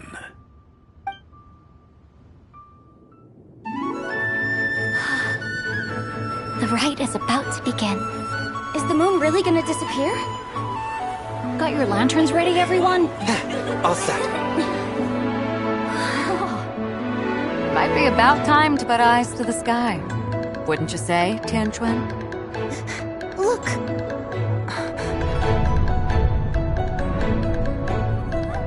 When the sun's out, eat the sun. When the moon's out, eat the moon. Whoa, is this the lunar eclipse? Under moon eternal, in radiant night, a maiden grants silk, soft and light. Under moon iridescent, in night divine, a maiden grants fiber for cloth For so you. fine. Under moon of frost, in night so great, a maiden grants tools to divine our fate. The fields are plowed, the seeds are sown, and from the earth, life is grown. The seedlings stretch, the crops do rise, and all unfolds before our eyes. Fruits are gathered, sweet wine is poured. These gifts we offer to our Lord. Pure is heaven, so fair and bright. She shines as light in this dark night. And with her does this, wish take flight.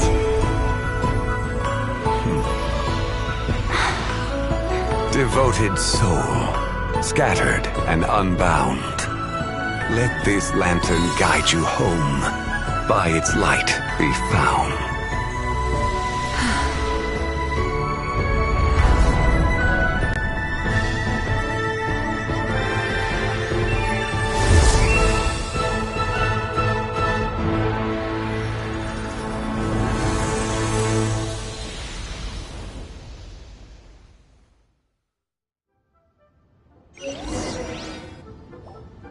Did we do it? Do we finally get to meet the real White Horse Adeptus?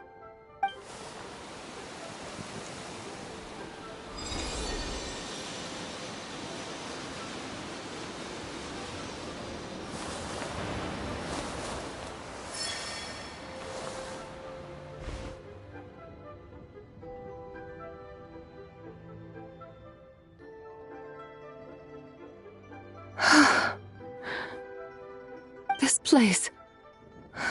Where am I?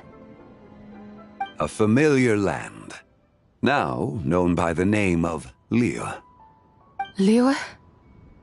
The peaks adorn the clouded moon. Then, who might you be? Oh no! She seems to have lost all her memories after all. And those countless lights in the sky, what are they? These lights, each like a dwelling in glad accord, usher in this day of joyous rebirth. And whose rebirth might that be? That of my old friend, Zibai. Zibai? Yeah, that's you! Don't you remember anything at all? That's... me? Oh, yes. The envoy of the Lunar Palace. My name is Zibai, indeed. Then you must be... the Lord of Geo, Heaven's Star. Many years have passed since we last saw one another. Zibai, my friend, welcome home. Home? But why does this place, this Liyue, feel at once so strange and yet so familiar? Who you are? Who are you? Ah, yes, I remember now. You are that treasure-hunting damsel, the one stricken by the poisonous fish stew. How goes your quest for treasure? You must have achieved both fame and fortune by now, I trust. Hey, you've got it all wrong! You're talking about Lu Shanxiang. And how many times do we have to tell you? She wasn't poisoned! Sheesh! But I could have sworn... Oh, that's right. You're that impudent blonde youngster who kept meddling in my affairs. And to think you even had the audacity to presume yourselves worthy of being... What was it again?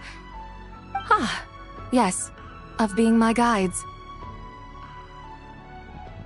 How very wonderful to see you again, my most faithful and beloved guides. I trust all has been well in my absence? Well, she finally got it right. But that sudden mood swing felt even weirder. It's like her head's packed full of slimes. It is possible that her cells have not yet settled. After all, they've only just been brought back together. It may be some time before she fully recovers. Huh? You mean, kinda like she's still half asleep? That I cannot say for certain.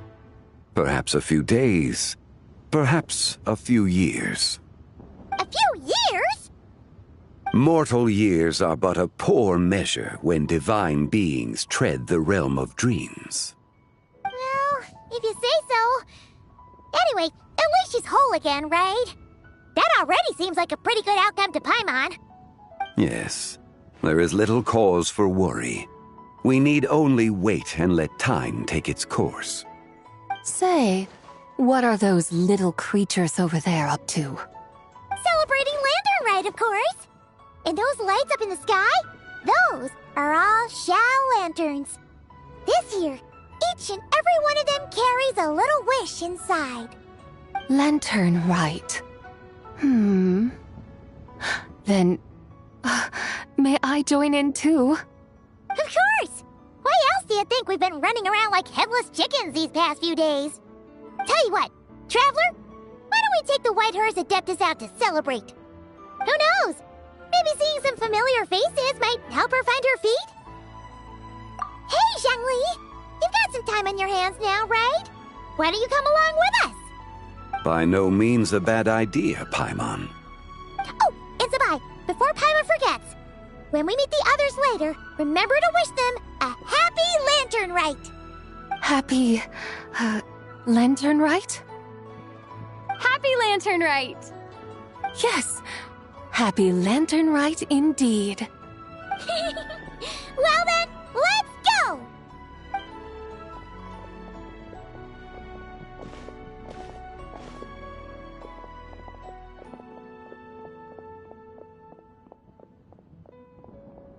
Lantern Rite. A night of joy, reunion, and moonlit blessings for all.